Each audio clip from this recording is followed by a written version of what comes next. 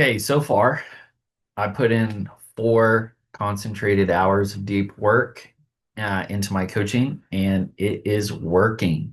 So I want to use this as a case study for solopreneurs and CEOs alike who want to leverage their leadership journey. And the reason I'm saying 4 hours a day is because that's all I really get when it gets boiled down. So technically, my work window is between 9 a.m. and 3, which is about 6 hours. And, I still love to work on uh, content and coaching and my faith community whenever I can. But that doesn't mean that I'm always going to have that, right? It's going to be different every day. And what I'm focused on is I know for sure that I have 4 hours of what I call practiced productivity that's going to help me be more consistent about growing my leadership, my business every single day, no matter what. I want to share the progress that I'm making, and I'm not sharing this as a how to. I'm mainly just sharing this as how I am thinking about this right now. The first big idea is you've got to learn to say yes in years. When you say yes in years, then it opens up a lot more possibility for you. So, if I'm putting in 5 days, 4 hours of practice productivity, that's not including all of the, um, you know, punch and jab kind of work that we're doing throughout the day, just reacting and responding and working through things. But like really strategic, deep work, 4 hours a day, um, that's a lot. It adds up over time. In 12 weeks, 240 hours of potent practiced productivity. Over a year, over 1,000 hours of practice productivity. And then over the course of, 3 years, 156 weeks, then that's over 3,000 hours of focused work that's been practiced and refined over time. So I really want to encourage you, don't look at this and say like, how's he doing that? And that's not for me, and that won't fit my niche, or that won't fit my industry. Like a lot of leaders get a little bit of flexibility to work on their schedule. And I would say this is one of the first places you have to go to work if you want to see things really accelerate. So there's some other lessons that I picked up that by doing this experience, I learned that when I scheduled just the work stuff bumper to bumper in my day, my results were worse than expected. Now think about that. When you sit down, you get your planner, you get your softwares and your calendar, and you're like, okay, I'm going to schedule work and I'm going to make more time for work because work is really important right now in this season. If you do it that way, you're going to get suboptimal results. And the reason is you're not factoring in every part of your life. You're just looking at one side of your territory, and you're not thinking about north and west and south. You're just thinking about east. And so when I actually scheduled in the other parts of my life, things started flowing together. Now, my calendar doesn't have a bunch of red flags. Now I can raise the sails, I can catch the wind, and we can start making progress under pressure. Now, the second thing that I learned is if you want to find the profitable path forward in your leadership, in your work, in your family, in your business, in your ministry, your nonprofit, your movement, whatever, you'll have to lean into this idea of practiced productivity because consistency compounds over time. And so if you're feeling stuck, if you're feeling trapped, if you're feeling like cheated in some way from what you think is possible and what you're hoping for, then you've got to begin to rise and roam. You've got to expand your capacity. And when you do this, you start to practice productivity. You make progress under pressure. So I'm going to take a quick commercial break and say, please make this a conversation. Do not make this just a one-way thing where you're just silently watching and benefiting from all of this. Reach out, say hi, say thanks, ask a question, and let's help this entire leadership community um, grow, right? So you can click a link and get into a question with me. And then if I can get to it, I want to put that out as a resource for you and others. So from here, this training, the way I'm framing it up is this is something that I've been thinking about recently. I want to make it a resource for y'all. I'm thinking specifically about the leaders that I get to work with in my coaching. And then I want my community to benefit from this as well. So this is kind of like me building my leadership library. So I'm calling this minding your own business, and I get it from scripture, 1 Thessalonians 4, 11 and 12. This is the Message paraphrase. It says, stay calm, mind your own business, do your own job. You've heard it from, you've heard it all the time from us. You've heard all this from us before, but a reminder never hurts. We want you living in a way that will command the respect of outsiders, not lying around sponging off your friends. Man, that's leadership. That's your leadership journey. Are you going to lead yourself, lead by example, lead well with others, lead in a way that helps others go further faster? So the first kind of thing is starting with the way you feel, right? You're feeling like things are out of control. You're feeling like you're in over your head. You're feeling like you really need to double down, do more work, change things pretty drastically. And it's normal. That is a normal response when you get into that uh, fight or flight mode, right? And the stress starts to build, and typically the clarity and the strategy starts to wane. And the first encouragement to you is you got to stay calm. You gotta receive the peace of God. In fact, I literally just wrote this down today in my Pioneer Planner. Romans 16:20 just came up in a prayer. The God of peace will soon crush Satan under your feet. May the grace of our Lord Jesus be with you. So you're seeing a little bit of my faith center, but I want to just encourage people. And there's nothing more encouraging and liberating than just getting down to the faith center of a situation.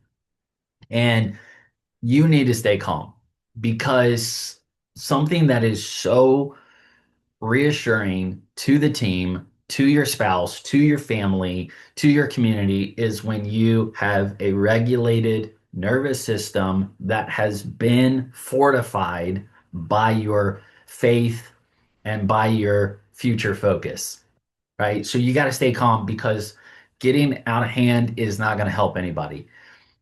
Now that you've established that, I'm not going to let this change the choice I made to lead in this direction, to be in this field, to do this work, to serve these people. Uh, Now it's time to mind your own business. And that is the chasm between the crazy makers and the day makers, right? You can make things crazier by adding to the chaos, adding to the noise, adding to the friction, adding to the tension. Or you can make this bridge, make this jump. I don't care if you get on a plane and commute over somehow, but you got to get to the other side of this chasm and get on the day maker side. Get prepared, be present, and make somebody's day. Go make their day. Go help them. Go serve them. Go give out of your margin. Go be a frontline leader, right? Go be in the field where people are in your context or in your community or beyond. So you got to learn, how do you make that jump mentally, emotionally? You're staying calm. Now it's time to get to work practically, tactically. How do you do that? You got to mind your own business. If you would just make that decision, I'm going to stay calm, I'm going to mind my own business, I think a lot of the tension would come down, and then a lot more focus would come up. And then you'll just create these blinders where you just focus on this path and you start making progress under pressure. So mind your own business, which I'm going to give you a case study for it out of my own example. But then more specifically, you're minding your own business, which kind of involves all of the affairs of your life. It's not just work, it's not just housekeeping. It's kind of all the things that you've got going on, right? But for those of us that are on this founder journey and you're learning how to lead well and you're thinking about your family and your future and you want to be, on track with dreams and callings that are inside, well, you got to do your own job. Do your own job. A lot of leaders have a lot of responsibility but not as much role clarity. Do you have a lot of responsibility but maybe not a lot of role clarity? This is for you. So I love that, the kind of the three steps right here, just in this faith-centered part. Stay calm, mind your own business, do your own job, right? Stay calm, faith center, mind your own business, future focused, do your own job, frontline ready. Okay, here's my case study. Again, I'm not touting this like, look at me, I'm doing awesome. I've got it all mapped out. I got it all figured out. You have to figure out how to put your mind to work on your business. You have to think strategically. You have to do the time mapping and the time budgeting. You've got to figure out, how do I make this work? I'm in this field, I'm in this phase. How do I make it work? So when I say, hey, I'm working 4 hours a day, potent practice productivity, and it's working, awesome. But I'm not saying that like I have a laptop lifestyle and I can, do whatever I want. I'm saying that may be the season of life you're in where you literally only get a few hours at a time to make progress. And you're going to have to keep that pace up for months or years before something shifts and you start to add other areas of leverage. I want to brag on a friend of mine who has been in my coaching for years, and he is a director of operations at a nonprofit. He's also in ministry as a teaching pastor, and he's also doing seminary online while he is at home with his family. I mean, that is goals. I actually admire that because he's figured out a way to stack his season, and he's growing, he's making investments, he's making huge strides, and it's not toppling him over. He's just got this bulky base that just helps him to continue and to, go and grow. I love that. Instead of, all of these naysayers saying, "Oh, that's too much. Don't overload yourself. You need to slow it down. You need," he's like trudging. I mean, he's just strong as an ox, and he is in his field, and he's not wasting time. He's making the most to redeem the time. I love that. So how does he do it? He's got these chunks in the day, and he's just, whenever he's got that window, he goes all in that zone. Then he's got to pull out, and I mean, and it's not task switching. Okay, it's not task switching because that brings and breeds interruptions and distractions and poor quality. But what he is doing is he's using that compass metaphor to change directions as needed. So as the journey requires, when it's time to go north, he focuses in that direction, and he's focusing on one direction at a time. It's not task switching. He's focusing on making progress in one direction at a time. So he works, he captures that gain, he secures that progress, then he can confidently move on to the next thing. He doesn't start something and then he can't stop, can't complete it. He's working at it and then he comes back. All right, so what are you seeing here? This is just a template of kind of how I'm thinking about the work hours in my quote practice productivity. 9:30, game time, and you'll see a little bit more of why and how I got there. But I just kind of color coded the start times, and then I put red flags on when it's time to take a break. And then I've got just a few objectives. And I'm still working on this slide deck, so it's not even all polished up, but I wanted to share it with you guys. Okay, so now what you're going to have to do when you design, you have to think like a designer. Don't accept your day at the default setting. Like, don't ever do that again. Instead, think like a designer. Design a better day, design a better way.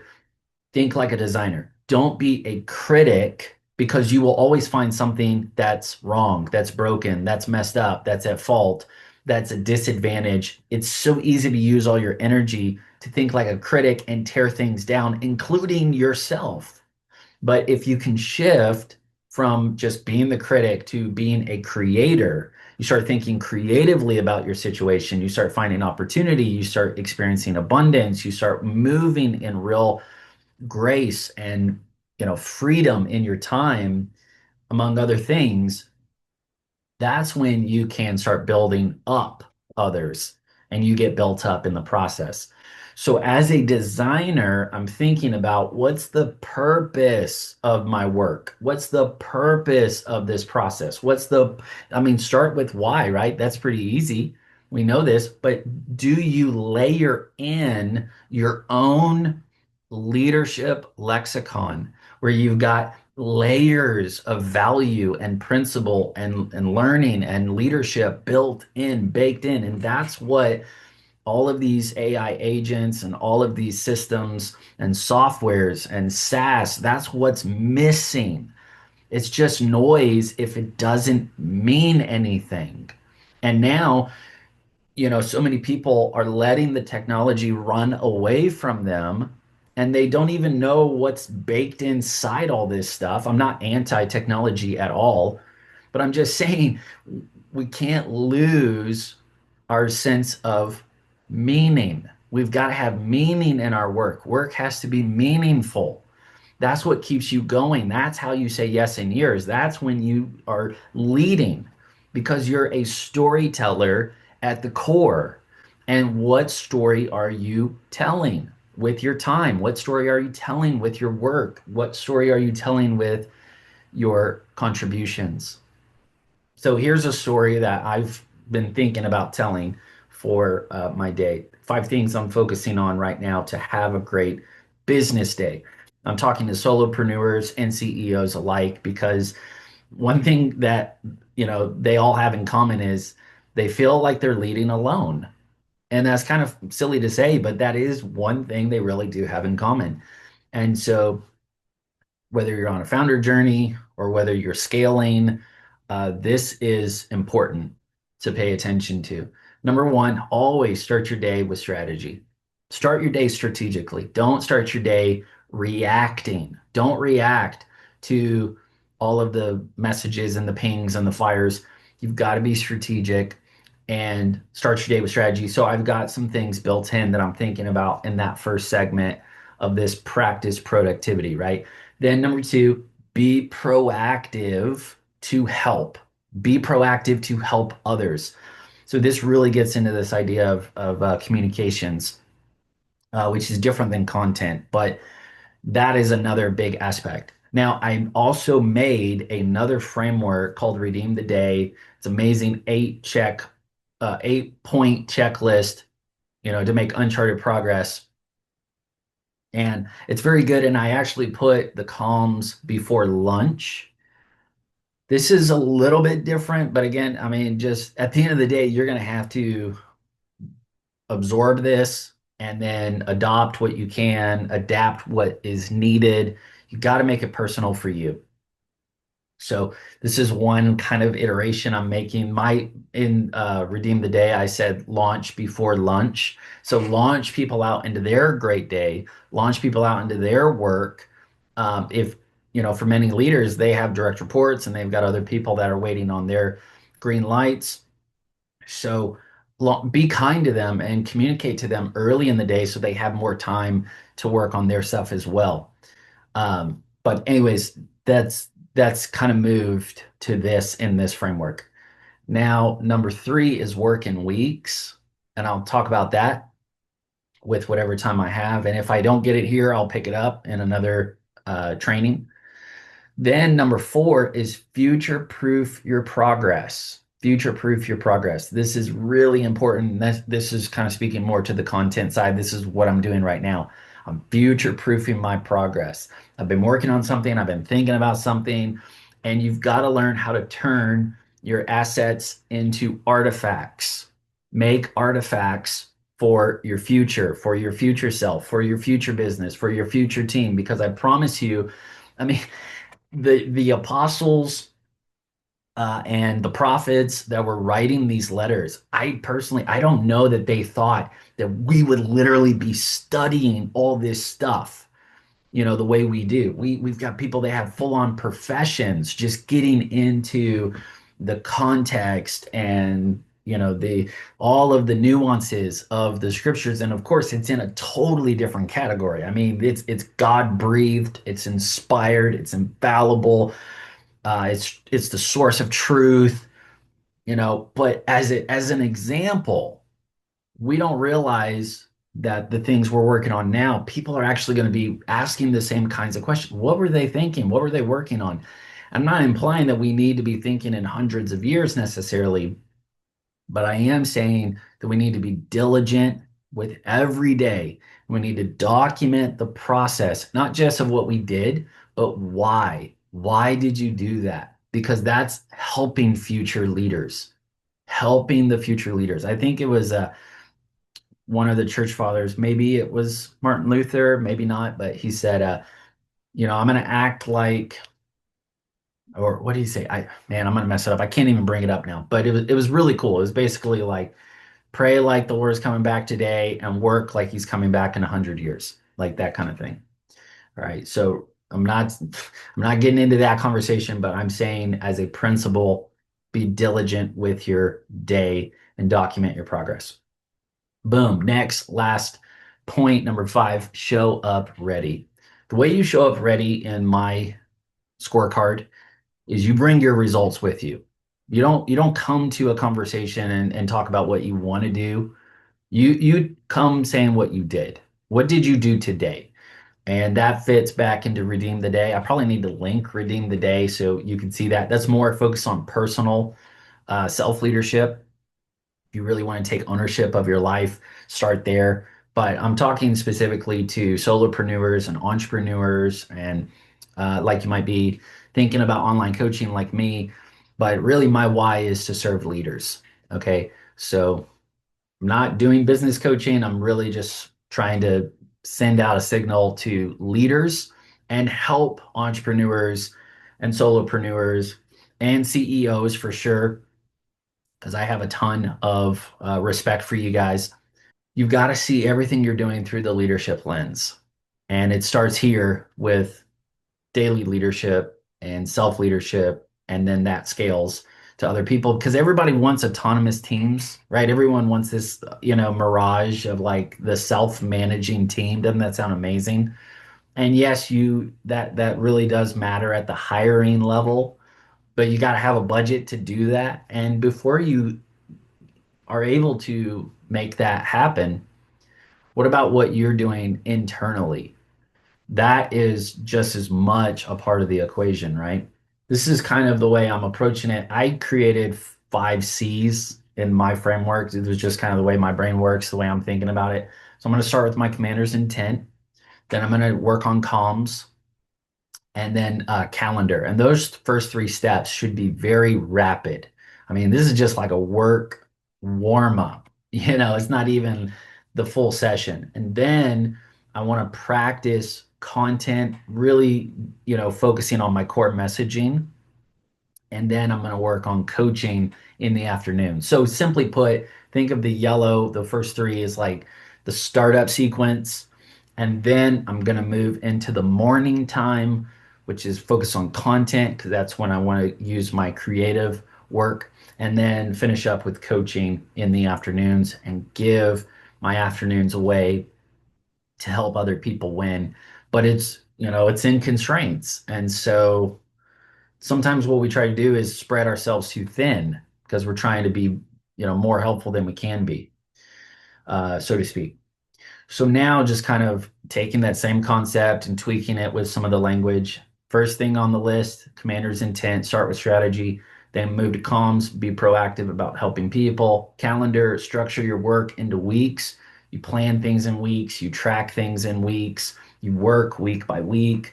I like that versus daily planning, daily, because it's like you got to do it so many times. So just get really dialed in on what you need to get done that week. And then that is going to stack on top of like personal habits and operating system. And then content, learn from what's working. And that is future proofing your progress and documenting what's going on. Like this is something I'm working on, but it can actually be a artifact in this growing library for leaders. And then coaching, show up ready with results. So bring finished products, bring results to clients, but also to the team and to the, team meetings. I also serve on a pastoral team in a church community that my parents planted, and I've been a part of that team for 17 years. So, what I'm doing here is just one side of, the north, south, east, west, but it's a valid side and it's valuable to me because it's actually been an outlet where I can help other leaders in their field. And that's really important to me. Okay, so here's just another view, and but I can't give you a template. There's no template for you to download. You can't DM me any word and something's going to get spit out. I don't have a chat GPT that's going to spit all this out for you yet. That might be a cool idea, but all I'm saying is you've got to think like a designer and turn your frustration into preparation. But you're seeing these columns and it's probably not even done. Yeah, like 10:30 at the end. What is that? And then the last thing I'll say is I'm making another little framework, which is if I lose my focus, if I get off track, and I'm like, how do I rebound? I actually want to build a protocol to rebound because the plan's great, but it's like the quote, no plan survives contact with the enemy. It's like you're going to have to be willing to pivot. That's what pioneering is all about, is when your plans plateau, can you continue to pioneer in the right direction? That's leadership out in the field. So I created this little acronym to help me. And I'm going to be thinking whether I want to use it like a stack or whether I want to use it as a multiple choice. So I'm thinking about that, but you can kind of figure that out. So for entrepreneurs, I think this is really you know relevant to you guys, um, because yeah, every day you've got to be thinking about revenue generating activities, and then even going beyond that and think about leaders in your field and expanding what you're doing through leadership. That's why kind of the core language that I'm running with now is um, make leadership scalable. Because that's one thing in all of this conversation about systems and automation and outsourcing and whatever. That's one thing that people still can't get their head wrapped around is how do I scale leadership? And that's why you can have all the systems you want and still feel overwhelmed. Still let yourself get overworked. It's because you can't lead everything. You have to learn how to install leadership into everything or install leadership everywhere you go. And that's very different. And, part of it is externalizing what you know so other people can share that knowledge. And that's good. That's, knowledge based and all that stuff. That's training and stuff like that. But there's another real important aspect to it. And I think I'm super grateful because of my faith journey. My faith journey has informed my leadership journey the most. And I hope that that only continues exponentially because scripture teaches us how to think about leadership. And that is something that a lot of people don't have access to. And so, even just at like just base level, man, you will have a better day. You will have a better week. You will have a better business. You will have a better organization. You'll have a better relationship with your family and your team if you learn how to do leadership differently in a way that is honorable, ethical, and sustainable. So, yeah, unlearn lone leadership and let's unleash pioneering leadership. I think that's a good stopping point. Guys, thanks so much for being willing to kind of go through this kind of content. Let me know your feedback if this was helpful. Um, and I really wanted to, treat this more like a training for people ready for, one-on-one work. You can actually schedule a one-on-one work session with me, but you'll have to click into links to find your way to get there. But on top of that, if you're not ready for that, that's totally fine. Whenever you are ready, hopefully we can make it happen. And in the meantime, ask Peter, ask a question, start a conversation, and everyone benefits from it. All right, stay encouraged, stay engaged, and I will see y'all again real soon.